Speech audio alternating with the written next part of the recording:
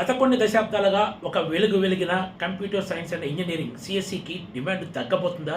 ఇదే ఇప్పుడు అందరి మధ్యలో మెదులుతున్న ప్రశ్న.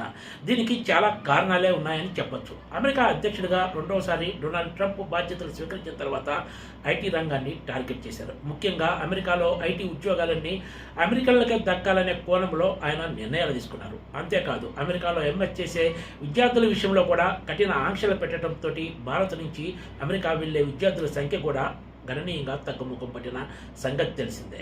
అమెరికా అధ్యక్షుడిగా డొనాల్డ్ ట్రంప్ మహా ఉంటే 4 ఏళ్లు ఉంటాడు కాబట్టి ఈలోపు సిఎస్సిలో ఇంజనీరింగ్ కంప్లీట్ చేసే పెద్దగా ఇబ్బంది ఏమి ఉండదు, అమెరికాలో పరిస్థితి కూడా కుదురు పడుతుందని చాలామంది భావించారు. చాలా వరకు తొలుత అందులో వాస్తవం ఉందనే చెప్పొచ్చు. కానీ తర్వాత పరిస్థితులు మళ్ళీ మారిపోయాయి. అదేంటంటే ఎవరు ఊహించిన విధంగా ఆర్టిఫిషియల్ ఇంటెలిజెన్స్ రంగం నుంచి కొత్తగా వస్తున్న టూల్స్ ఐటీ రంగంలో ప్రకంపనలు రేపుతున్నాయి. కొద్ది నెలల క్రితం ఆంథ్రోపిక్ నుంచి వచ్చిన ఏఐ టూల్స్ భారతీయ స్టాక్ మార్కెట్ను కుదిపేసిందంటే పరిస్థితి అర్థం చేసుకోవచ్చు. దేశంలోని అగ్రశ్రేణి ఐటీ కంపెనీల షేర్లన్నీ కూడా ఒక దశలో కుప్పకూలాయంటే ఈ ప్రభావం మార్కెట్పై ఎంతగా ఉందో ఊహించుకోవచ్చు. ఏఐ టూల్స్ రాకతోటి ఐటీ రంగంలో పెద్ద ఎత్తున ఉద్యోగాలు పోయే అవకాశం ఉందనే చర్చ ఎప్పటి నుంచో సాగుతుంది. ఈ ఫలితం ఇప్పుడు క్రమక్రమంగా బయట పడుతూనే ఉంది.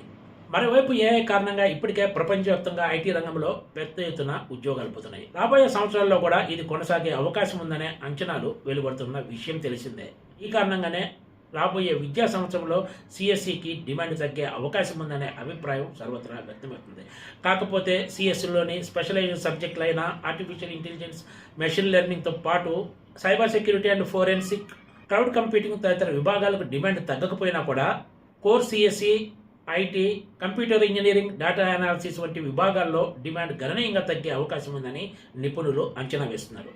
ఎందుకంటే ఆయా విభాగాల్లో ఎక్కువ శాతం పనులు ఏఐతోనే పూర్తి చేయవచ్చని ఈ రంగంలోని నిపుణుల అంచనా. ఉదాహరణకు ఏఐ అంతగా అభివృద్ధి చెందిన రోజుల్లో ఒక కంపెనీలో 100 మంది సాఫ్ట్వేర్ ఇంజనీర్లు, డెవలపర్లు పనిచేస్తే ఇప్పుడు ఏఐ వచ్చిన తర్వాత 10 మందితోనే ఈ 100 మంది పని చేయించే అవకాశం ఏఐ టూల్స్ కల్పిస్తున్నట్లు ఈ రంగంలోని నిపుణులు చెప్తున్నారు. ఈ లెక్కలన్నీ చూసిన తర్వాతే సిఎస్సికి డిమాండ్ తగ్గే అవకాశం ఉందనే అంచనాలు వెలువడుతున్నాయి. మరోవైపు సిఎస్సిలో స్పెషలైజ్డ్ బ్రాంచ్లో సీటు దక్కాలంటే engineering, agriculture, pharmacy common entrance టెస్టులో మంచి ర్యాంక్ వస్తే తప్ప సాధ్యం కాదనే విషయం కూడా తెలిసిందే.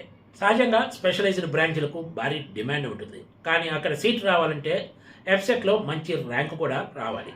అందుకే స్పెషలైజ్డ్ విభాగాల్లో ముఖ్యంగా సిఎస్సిలో సీటు దక్కడం అంత ఈజీ కాదనే సంగతి తెలిసిందే. ఇక్కడ మరో కీలక విషయం ఏమిటంటే సిఎస్సి కోర్లో ఇంజనీరింగ్ పూర్తి చేసినా కూడా గతంలో ఉన్న తరహాలో వాళ్లకు ఆకర్షణీయమైన ప్యాకేజీలతోటి ఉద్యోగాలు దక్కే అవకాశం నామమాత్రమే అని చెప్తున్నారు.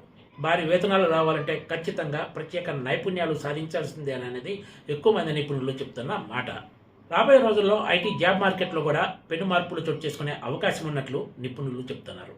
ఇక్కడ మరో కీలక విషయం ఏమిటంటే ఇంజనీరింగ్లో సిఎస్సి అయినా మరో సబ్జెక్ట్ అయినా కూడా పిల్లల ఛాయిస్ ప్రకారం వాళ్ళకు ఛాన్స్ ఇవ్వాలే తప్ప పేరెంట్స్ ఒత్తిడి పెట్టి వాళ్ళ కోరికలను విద్యార్థులపై పెడితే దానివల్ల అంతగా ఫలితం ఉండకపోవచ్చు అనేది విద్యారంగ నిపుణుల అభిప్రాయం. ఈ అంశాలన్నీ గమనంలోకి తీసుకొని రాబోయే రోజుల్లో సీట్ల ఎంపిక విషయంలో ఆచితూచి అడుగులు వేయాల్సి ఉంటుంది. Please subscribe TGTV.